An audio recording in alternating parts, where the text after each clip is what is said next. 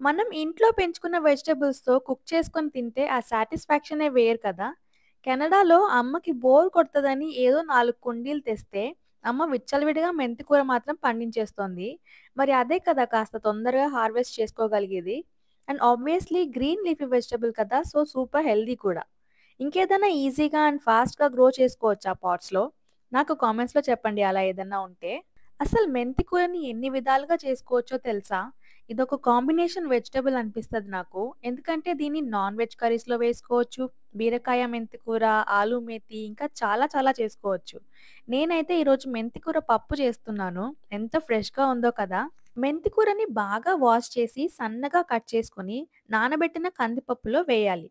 ఒక టొమాటో, ఒక onion and 5 garlic వేసి కుక్కర్ పెట్టే ముందు ఇది చాలా ఇంపార్టెంట్ స్టెప్ అంట అమ్మ చెప్పింది. కొంచెం మెంతులు అండ్ ఒక 6 ఎండుమిర్చి ఆయిల్‌లో ఫ్రై చేసి దీంట్లో యాడ్ చేసి అప్పుడు కుక్కర్ పెట్టాలంట. ఇలా చేస్తే టేస్ట్ చాలా బావుంటుందంట.